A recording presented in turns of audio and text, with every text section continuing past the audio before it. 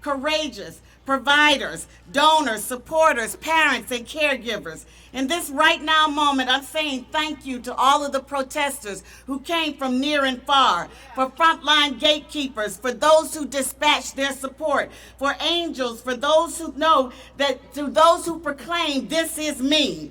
Thank you from the African American Ministers Leadership Council, our 2,700 members who support you in the work that you do.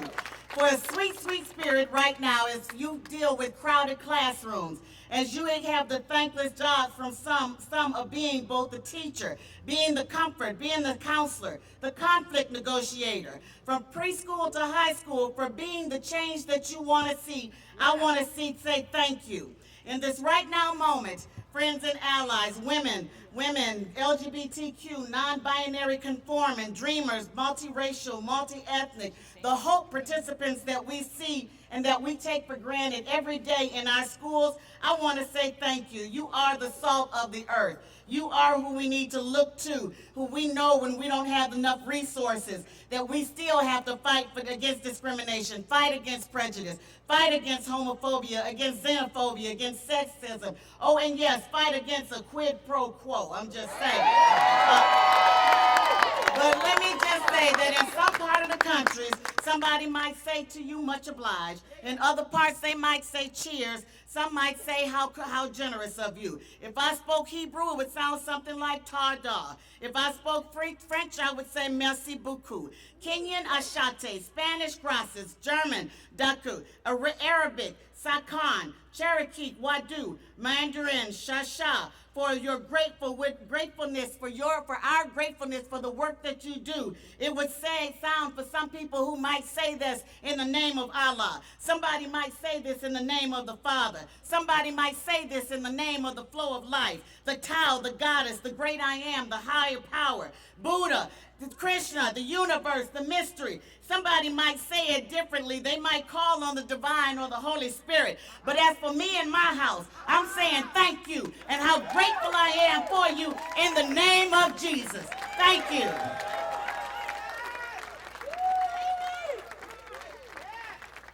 Thank you, Leslie.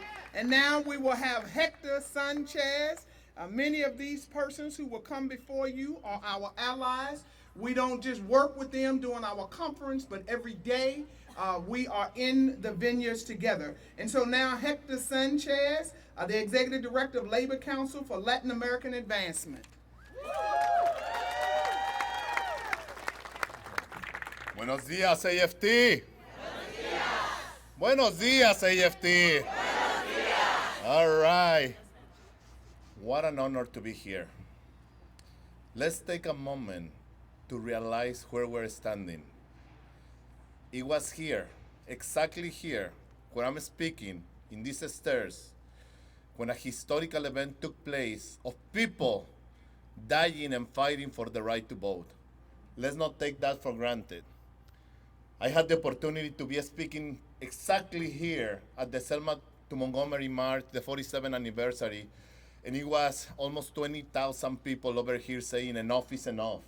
It was a moment when unions, when brothers and sisters, the African American community, the immigrants, everybody came together to say enough is enough to all the different attacks that are affecting our nation.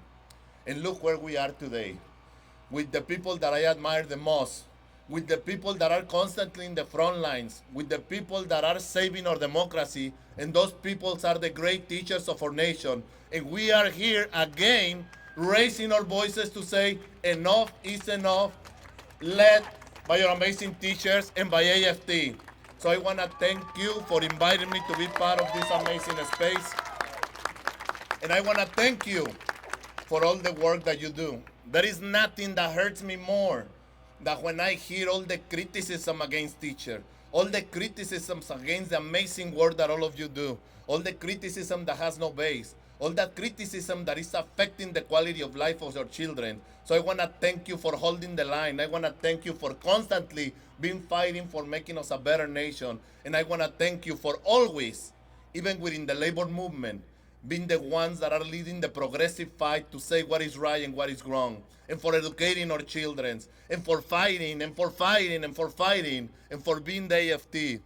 Another amazing thing that happened when I was here at the 47th anniversary of the Selma to Montgomery March, something that marked me deeply as a Mexican immigrant, to have the opportunity just to be here, to be welcome to speak in this space at that time, and again to be here. It was the immigrant fight that we were facing at the time. At the time, HB 56 was the most anti-immigrant piece of legislation in the nation, literally. You couldn't even talk to an undocumented immigrant because you're gonna get punished. You couldn't drive, you couldn't take your children to school, you couldn't breathe, you cannot live. You have to be in a constant moment of fear. And it was unacceptable, and it's still unacceptable. We are a hypocritical nation that exploits workers and don't want to give them the right to be part of our communities. Immigrants are the ones keeping the American dream alive. They're the one taking care of our children. They're the one taking care of our gardens. They're the one literally working in the fields to feed us. And we turn around and treat immigrants like this. It's a shame. And we must stop and say, it's a shame, and we need to raise our voices to tell this president that is attacking immigrants that enough is enough. And the way we're gonna do it, is through civic participation. We are almost 1 year away from the most important election in the history of this nation. I know we hear this all the time, this is the most important election. This is the most important election in the history of this nation. Donald Trump is the biggest threat to our nation and to our democracy, and we must stop this guy. AFT is leading the fight. We are having a revolution to defeat Donald Trump, and it's starting now. And I know AFT is leading the way every single day. No rest from now until November 8th of 2020 to say enough is enough. And it's a revolution for democracy. It's a revolution against hate. It's a revolution that is going to save our democracy. It's a revolution that is going to save our education, our families. It's a revolution for justice. And that's why today we're here to say, show up for justice and join AFT. Show up for justice and join AFT. Show up for justice and join AFT. Muchas gracias.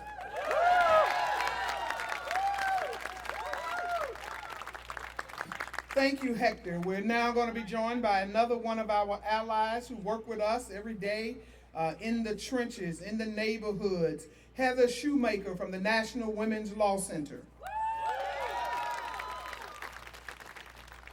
Good morning. Good morning. I have to say how thrilled I am to be here as the daughter of a public school teacher and a proud union member. Thank you to all of you for the work that you do every day. You're the reason why I do what I do and the reason why so many people feel like they can achieve higher education. Thank you so much. So I'm here today to talk about the attacks on our reproductive rights, and I think you all have heard about what's been going on, right? So I'm going to start by saying first, as stigmatized as abortion and reproductive rights are, as shamed as women are who choose to have an abortion, 1 in 4 women will have an abortion by the age of 45, and abortion is health care. That's the fact. And despite that reality, access to abortion is in a dire situation. And that's because of the attacks that we've seen from lawmakers in the states that close clinics, add restrictions that make accessing abortion really difficult, traveling hundreds of miles, waiting weeks, if not months, to get the procedure that they need, and imposing medically unnecessary restrictions like medically inaccurate bias counseling. It's only intended to shame people for making a choice that's right for them. And what do you think about that? And surprising no one, the people that these laws impact the most are the ones that are already the most marginalized and those who already have the least access to care. And yet, our right to abortion is still under attack. Just this year, 7 states passed near total bans on abortion, including Alabama. And the people leading those attacks claim to care about women, their babies, and their families. Exactly. And most often, the same states that seek to restrict abortion are the same states with the highest rate of maternal mortality and the worst access to health care. They're the same people that attack abortion, that lock children in cages, ignore gun violence, and the killing of Black women and men by those who are supposed to protect us. Attacks on abortion are not about protecting women and their families. It's about control. Control over our bodies, our decisions, and our lives. In order to live a life with dignity, to be equal in society, we have to have control over whether, when, and how to parent. And that includes the right and access to abortion. If you could repeat after me, I'm going to say my right, you're going to say my decision. My right. My decision. My right. My decision. My right. My decision. Thank you all.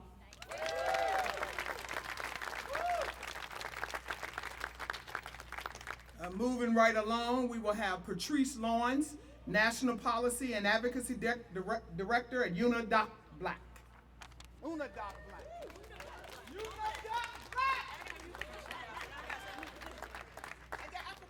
You promoted me.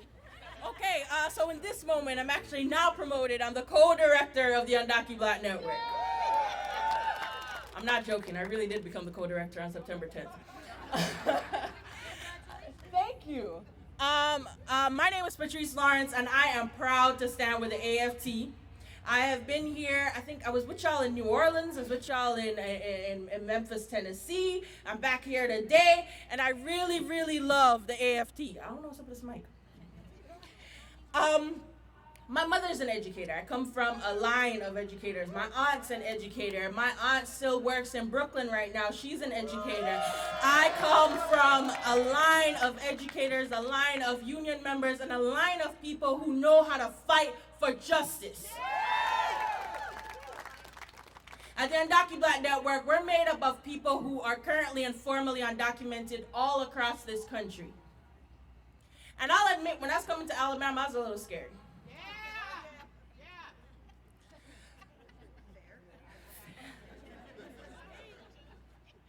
And when I was in the airport yesterday and they had the little sign that talked about how 2% of of pilots are African Americans, I was really upset. Because that's by design. It's been by design that black people are held back in this country. It's built by design that immigrants are made to be scapegoats in this country. And it's been by design that I have no choice but to fight for my life. But I am proud because just last week we were in Massachusetts, in Worcester, a small town in Massachusetts, and we were fighting for Liberian DED immigrants. DED is one of those statuses that have been killed by the Trump administration. Y'all have heard about DACA, we've heard about TPS. DED is in that line. 4,000 Liberian immigrants across the United States will lose their work permits, their driver's license, and their ability to take care of their families, but they fought back. We packed that courtroom so much the two marshals had to go get chairs. Our lawyers told the judge, he was like, oh, you know, these are all Liberian immigrants. And he said, yeah, I figured, and chuckled. My point is that, I don't know, man. Don't touch the podium. Does that help? No, it doesn't help. Anyways, I'm loud. Woo! I told you. Mic check. 1, 2. 1, 2. 1, 2. When immigrant rights are under attack, what do we do? When immigrant rights are under attack, what do we do? Up, up with education, down, down with deportation. Up, up. Down, down. Up, up. Down, down. My name is Patrice Lawrence. I'm happy to be here. I got 2 sessions tomorrow. Come check them out. And thank you so much. I'm proud to stand with AFT. Undocumented Black is proud to stand with this union.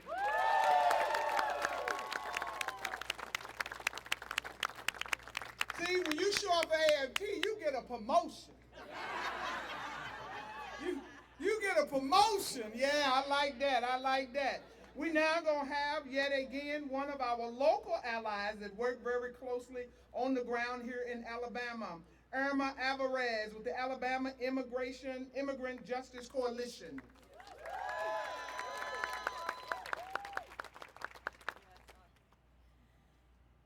Good morning, everybody.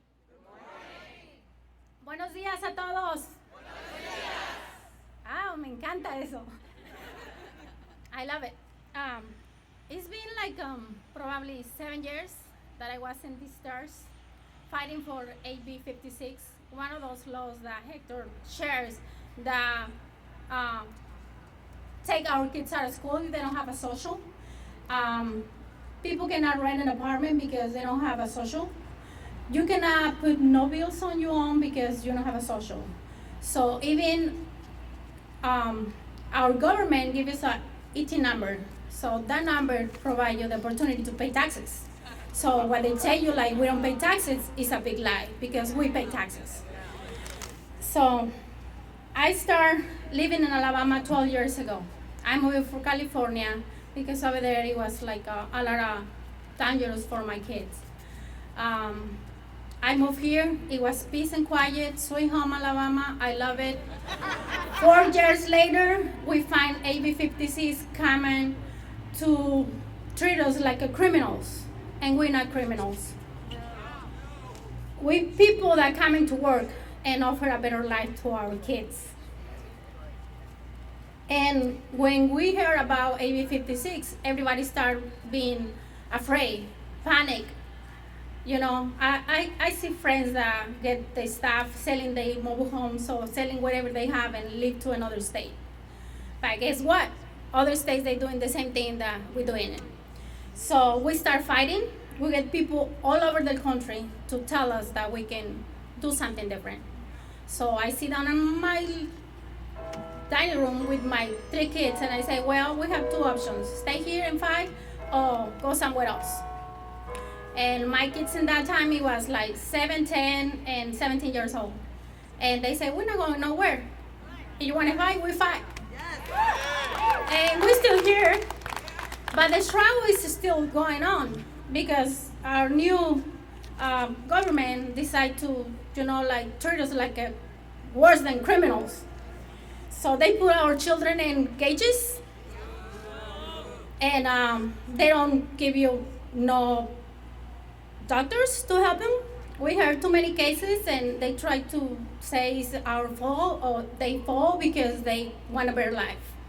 All those people that try to get here is because they don't have nothing to lose over there. They fighting for their own lives. And we have a very broken system that they don't help nobody else. People have to wait 10, 20 years to get in status. So that's the reality. And ACIJ is brand new. We start with this treat the AB 56 because we need to get involved. Before, everybody was scared. And it's still people scared to talk, to say I'm illegal, or I don't have a status, or I don't know. But right now, thank you to ACIJ and thank you all the people and the funding and everything that they provide us education and know our rights.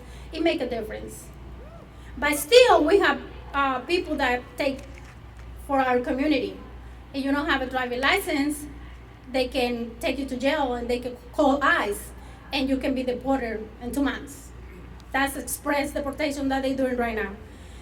I can speak all day because there's many things that we can share, but our coalition is doing the fundraising this month. We're collecting $20,000 to get involved. This money helps us to encourage civil participation and voter engagement for 2020. That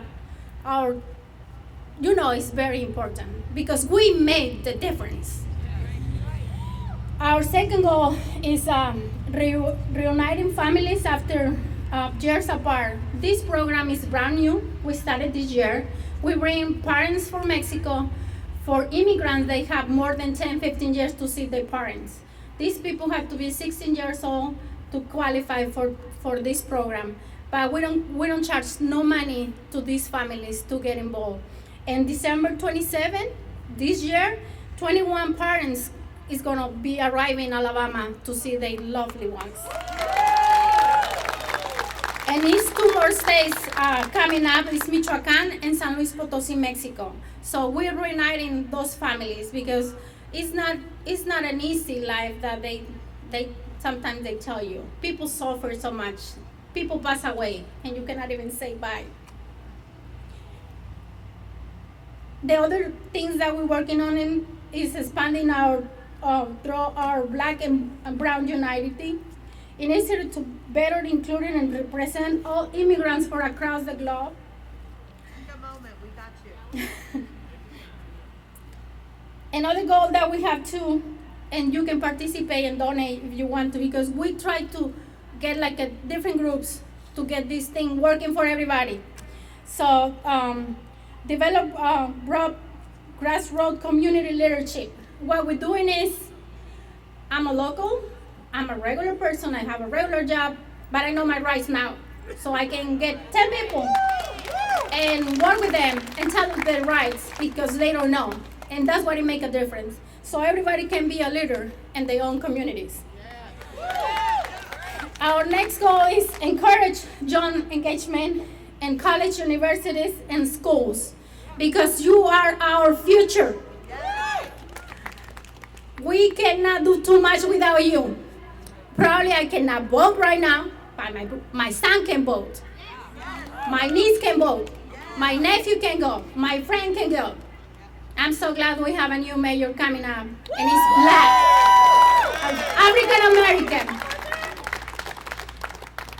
And our sixth goal in this coalition is build a statewide rapid response, because now we see people is taken away from the houses. They going to work and they don't coming back to home because some gonna get taken and get deported. Easy, faster, because we don't have a system that help them out. And before I go, it's a little sharing that's something that really touched my heart. It's a 19-year-old man in jail because he was involved in a car accident and one lady died. This accident happened in October 28, 2018. And the sentence was August 14, 15 around, and it was 99 years and 3 months. When I heard that, I can see just my son's face, because my son is that age. It can happen to anybody. One of the locals newspaper, Alabama in Clanton, at Montgomery Advertiser, put it on his historical note like he was illegal and he was drunk when that accident happened. But the reality is he have a work permit that it was on when this accident happened, and he just have 1 feet of the legal limit, that is 8.08. He has only 0.016. And for a minor, the intoxicated level is 0.20. So this guy is still on jail because when the family paid the bond, they denied the bond.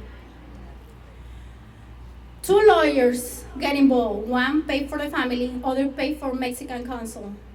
And they moved those lawyers. Now he was with the core lawyers that they got. They don't do nothing for him. Now families trying to collect $30,000 because that's the money that the good lawyer charged to get that kid with the right sentences. People that have these type of cases, they face 15, 20-year sentences. The guy fell asleep. He made a few mistakes, and the family knows. But 99 years, that's too much. I hope this case get your attention, and I hope you can go to ACIJ Alabama page, and you can see the story. And I hope everybody have a great morning, and I'm so happy and glad to see you here and see people that care for other people. That's what we need. And I can tell you, it can be a crime to be immigrant and be part of a tragedy in Alabama. I feel so sorry, personally, for his family, for their loss. Our whole community wants them peace and consolation. ACIA is looking for justice. One family, one Alabama. Una familia, una Alabama.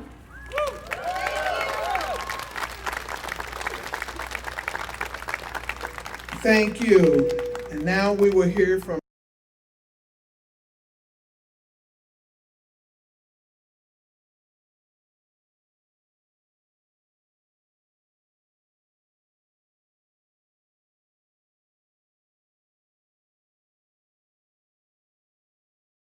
Krell. My pronouns are she, her, hers, and I'm a senior at the University of Alabama at Birmingham, where I'm also the president of Planned Parenthood Generation Action, which is a student organization dedicated to reproductive justice advocacy on campus and in the community. We do a lot of outreach and resources for students, connecting to the different information, contraceptive access, things like that.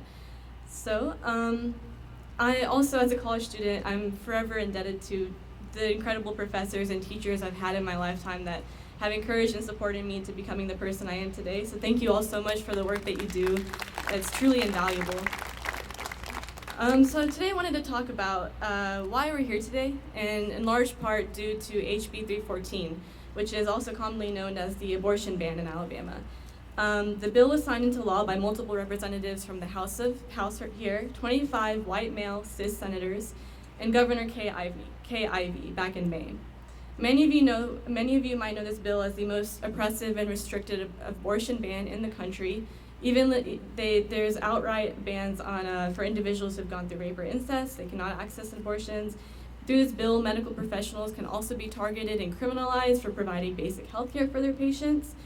And our legislators passed this bill without any regard for the consequence this would have on the overall public health of the state, for the welfare of our communities, and without regard for the popular opinion of their constituents. They had an opportunity to pass an amendment that included exceptions for rape and incest, but they voted no on this, even after hearing from multiple sexual assault survivors who courageously went up on the stand to testify and share their stories and try and gauge some type of empathy or kindness from our legislators. So there are no words for how cruel and inhumane this bill is. But in contrast, California recently passed a bill in which medication abortion is mandated by all the universities to provide to their students, which is incredible. Congratulations to all California organizers and legislators who are part of this. But however, when I heard this news, I couldn't help but compare it to our own state and my own campus and what we're facing there. As I said, I'm a student at the University of Alabama at Birmingham, which is widely considered to be one of the most diverse and inclusive universities in the state.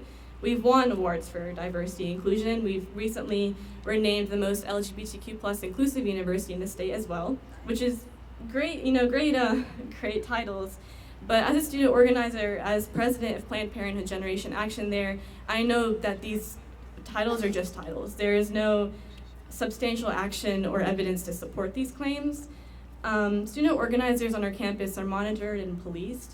Our organizations are prevented from hosting political events, from hosting any events that may shed the university in a bad light. Our student newspaper is monitored.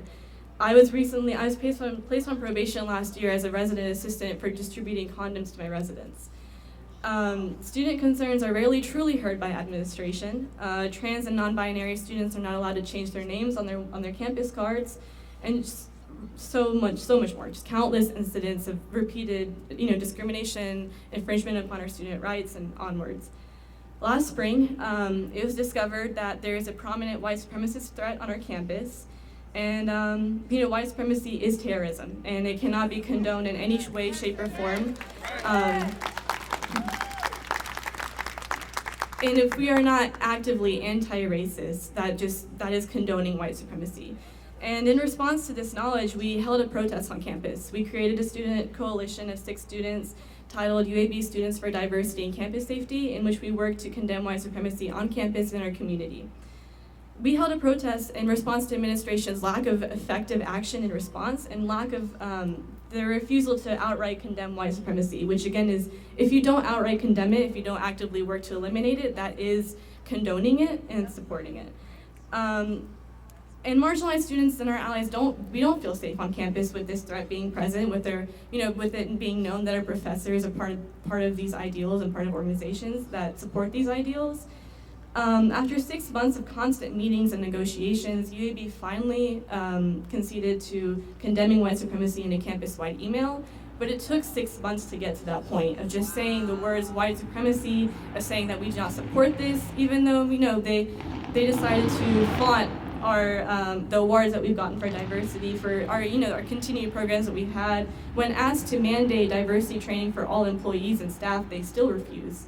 And while there's still much work to do, I do want to recognize that them condemning white supremacy, even though it took 6 months, that is still, it's a step, and it's an action that came directly from our work organizing on campus, from increased pressure from the community, from the media, and we need to recognize the small steps that are taken and the small victories that lead to the overall larger ones.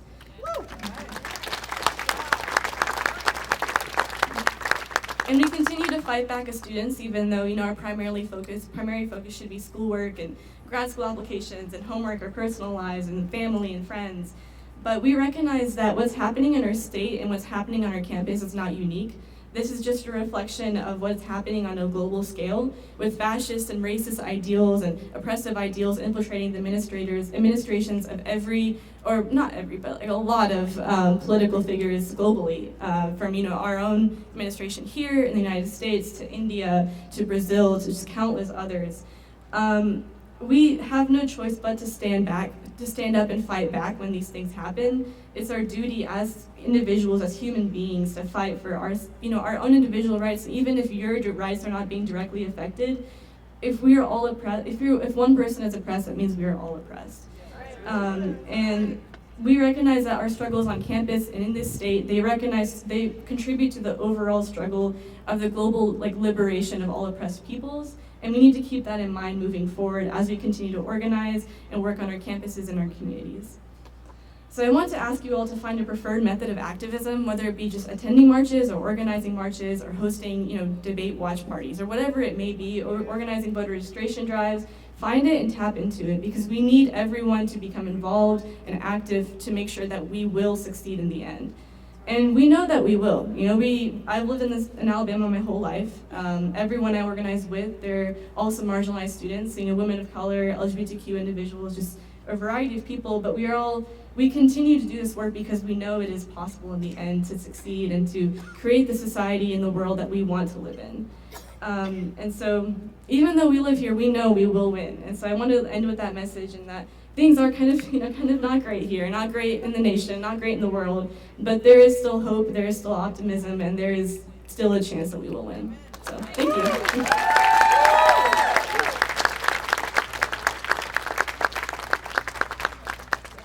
you. Thank you. We now have another one of our allies that work very closely with our local folk, and we work with their national organization in Washington. That is Randall Marshall, who is the Executive Director of ACLU Alabama. AFT, thank you for showing up for justice in Alabama. AFT, thank you for standing with us in Alabama.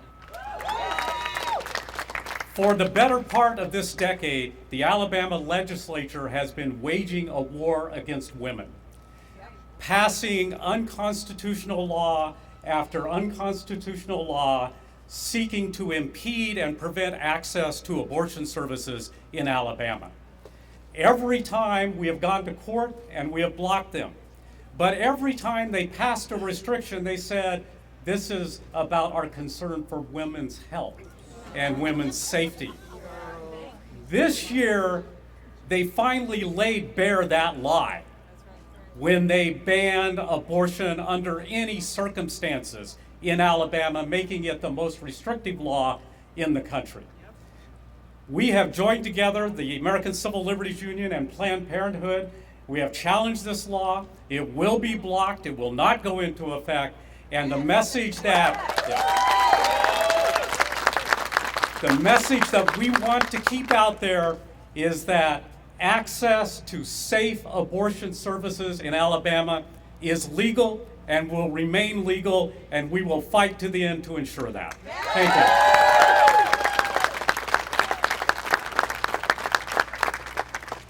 Wow, I just realized a second ago I had to go to Google that I was standing in the place where the 60 Civil Rights March from Alabama, where they stood.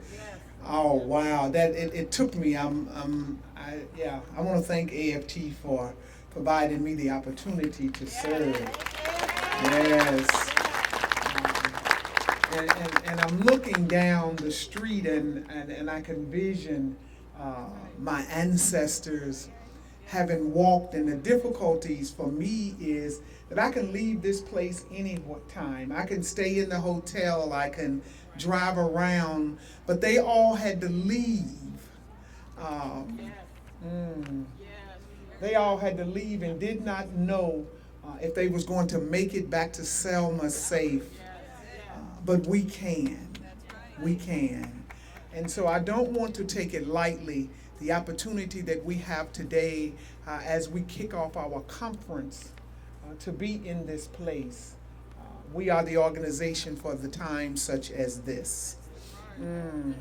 Now I want to bring to the podium our Secretary of Treasury, Dr. Loretta Johnson, who will introduce our president.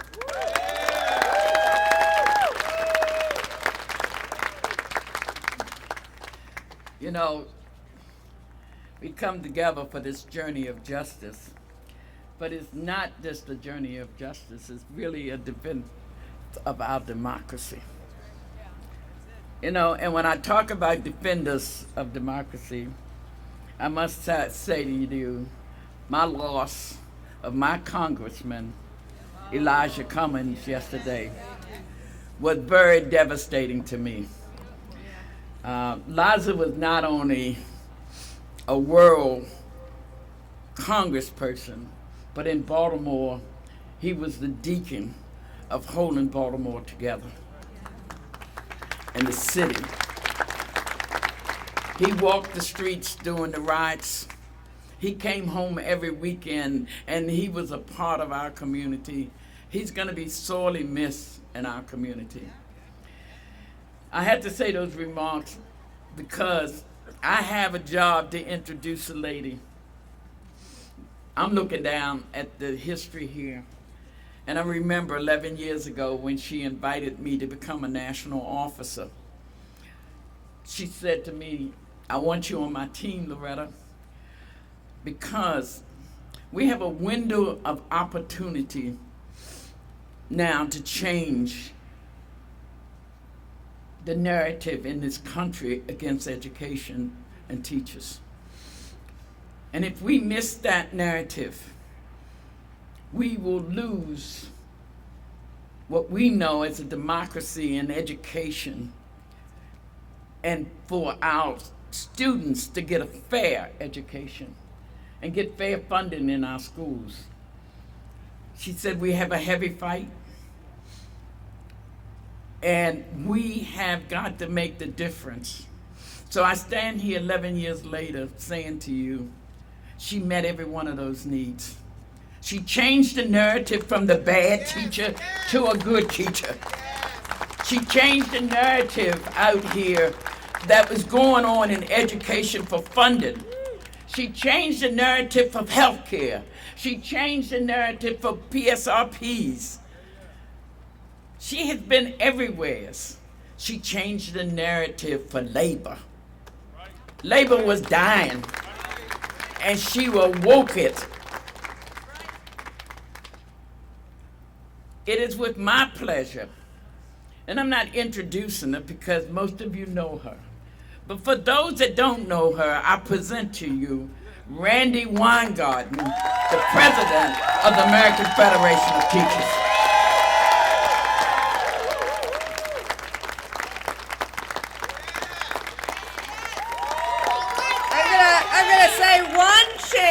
I never, ever, ever, ever do this. But it is we, not I, that change those narratives. All of us together. None of us can do everything, but all of us must do something, which is why we are showing up for justice today on this hallowed ground. It is we who have done that. And it is pretty remarkable to sit here, or stand here. It's hard, I just got off a plane, so I don't know if I'm sitting or standing. But it is, as Regina just said, Reverend Thomas just said, and Sister Loretta just said in terms of remembering the giant we lost, and Elijah Cummings, is that we are on hallowed ground. We are on hallowed ground. You go down that street, you start seeing where slaves were sold. Yeah. You turn around to that brick church, and that is where Reverend King preached.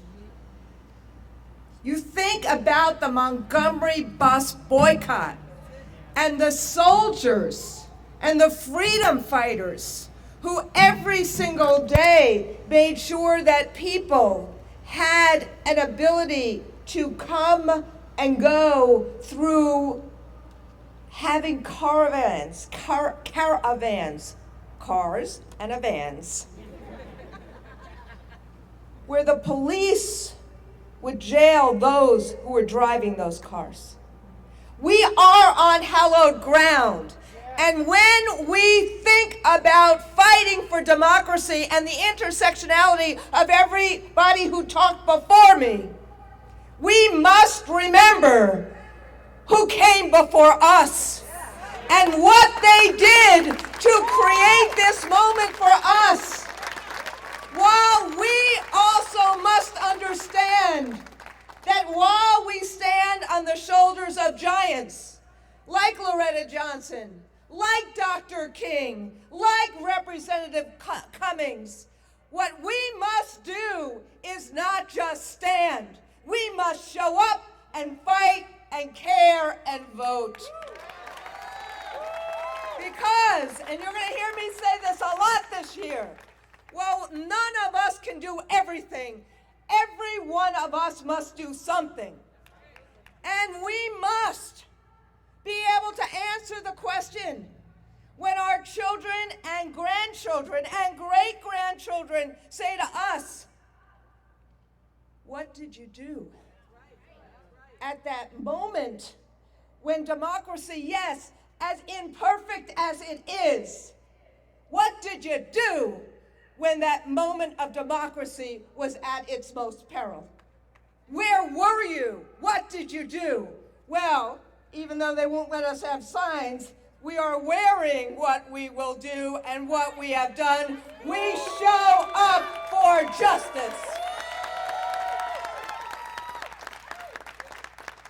So, as many of you know, I have come here today. I took off my red shirt, I put on a blue shirt, but I come here today right from Chicago. And I need to report to you that there are thousands of people in Chicago, as we are speaking today, on picket lines in their schools, thousands of parents and students joining them, even some dogs. And yesterday, Monday, and then also yesterday, you saw the city of Chicago not just be awash in a sea of red, but you heard teachers being heard, trying to get a mayor, a new mayor, a mayor who has an inspiring history, but trying to get a new mayor to actually listen to what teachers were saying and other educators were saying, and to actually keep the promises that she made when she was running. As I said yesterday, we listened, because educators are good listeners. We listened to the mayor when the mayor put out a 15-point education equity plank and platform in running for mayor, in saying that children really mattered.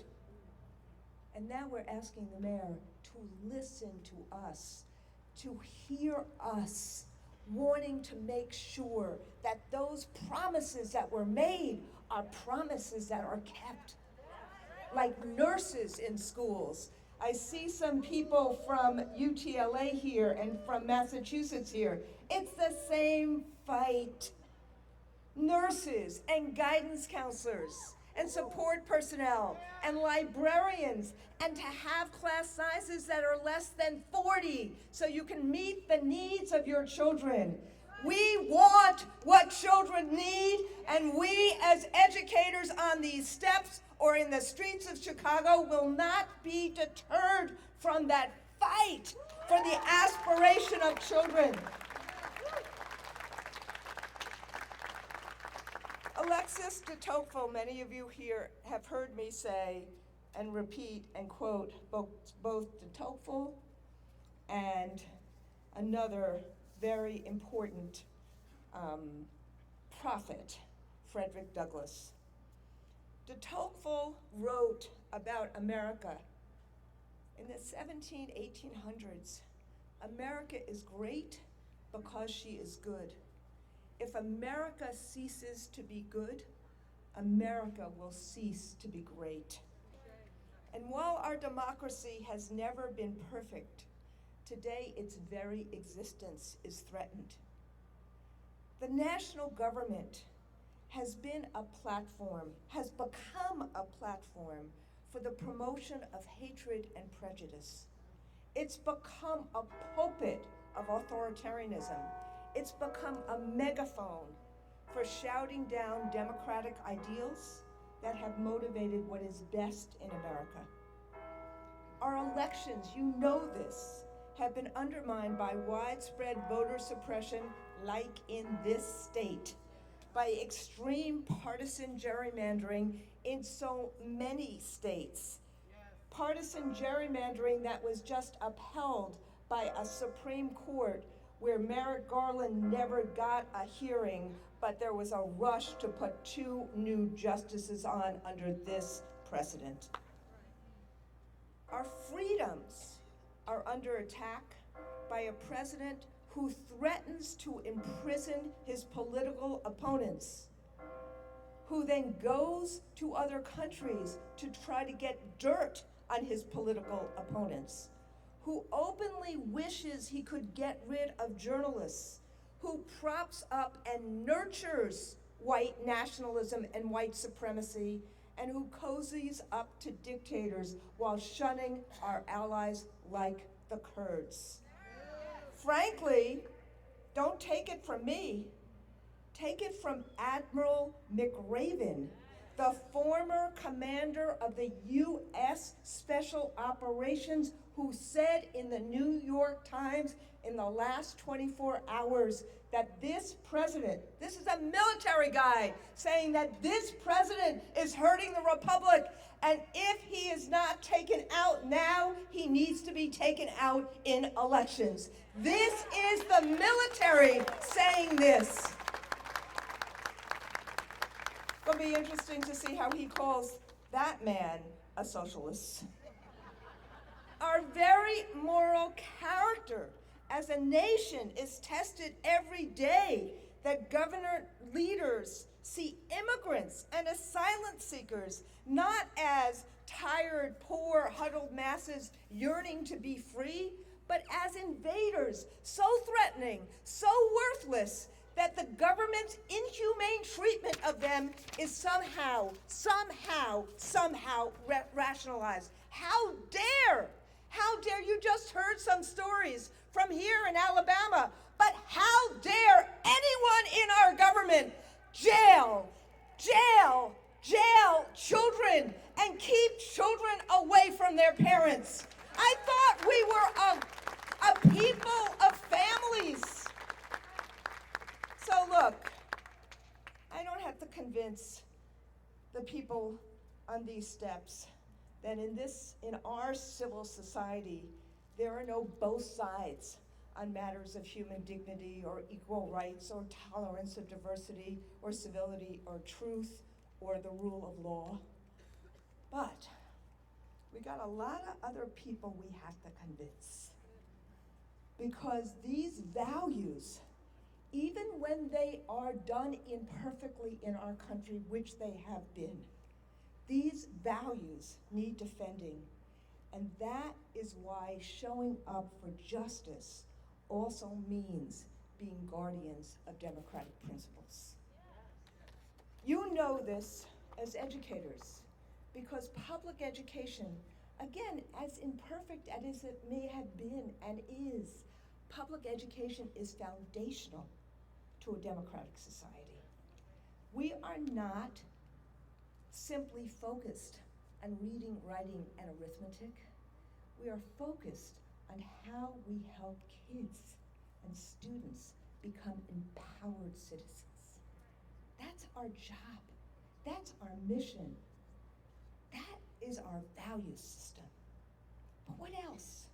The right to vote, the right to breathe clean air, the right to affordable health care, the right to quality public education, the right to go to school and not be afraid of being killed, the right to reproductive health options, the right to retire with dignity, the right to dream your dreams and reach your fullest potential. All of those should be sacrosanct rights in our democracy and in the United States of America, and they will only be if we have a vibrant democracy where the people rule, not where the gazillionaires rule. But there's a lot of work to do. The president wants to divide us. There's growing fascism from the White House to the State House, as this example in Alabama teaches us. The legacy of Jane and Jim Crow is still alive and well in so many different ways, but with every underfunded school, every non-integrated school, and every unlawful gerrymandered district. And frankly, what opposes us is very strategic. They spend a lot of time thinking about it, and they spend a lot of time thinking about how they're going to do it. The Koch brothers, Mitch McConnell, Betsy DeVos. They make specific decisions to go after voting rights, to go after public education, to go after labor rights. They do this because they understand that is the way regular folks have power.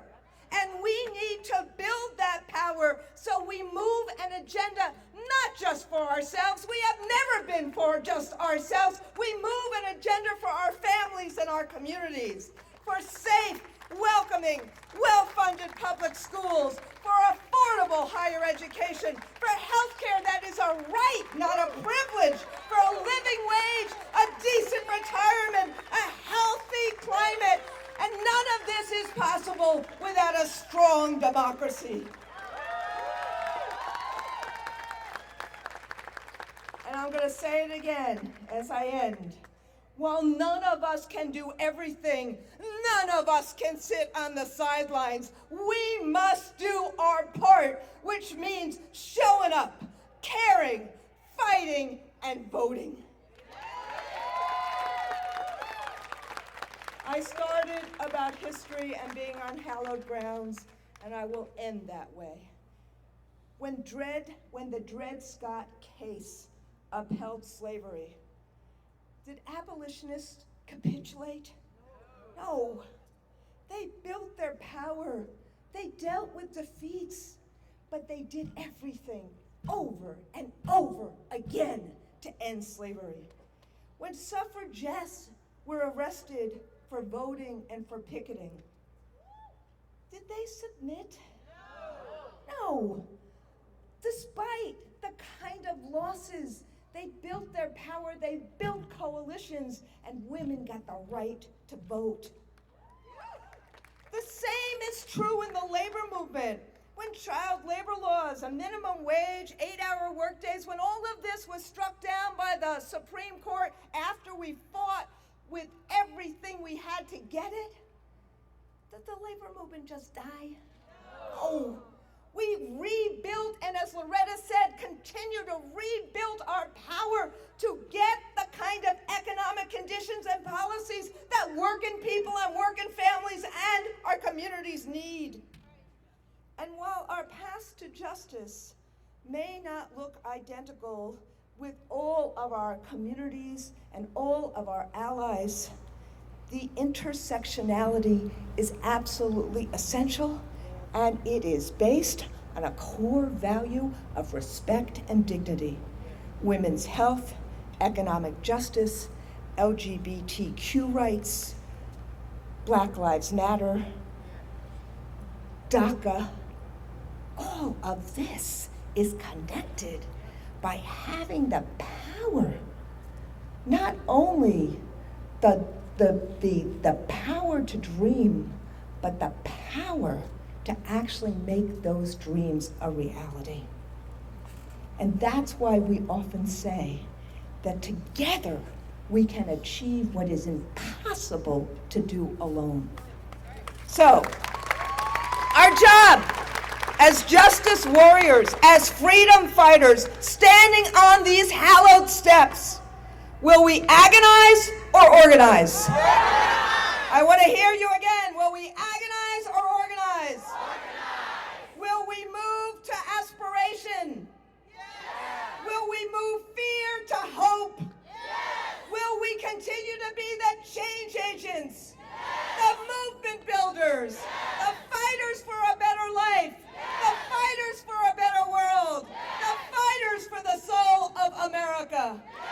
And as I promised you, the other quote I think about all the time is what Douglas said, which is, power concedes nothing without a demand. It never did, it never will, but we are the freedom fighters. We are those who are trying to get that power for working people all throughout America. So my friends, we cannot be silent. We cannot sit on the sidelines. While we can't do everything individually, we can all do something, and our moment right now. Who do they say that we are? FT. What did you say? FT. Who do they say that we are? FT. Who do they say that we are? FT. All right. Thank you guys. So here is the next of the schedule. We're going to walk straight back, and our luncheon and the conference kicks off at lunch at 12:30. 12. I'm country. That's all right. That's all right. I'm country. 12:30, and after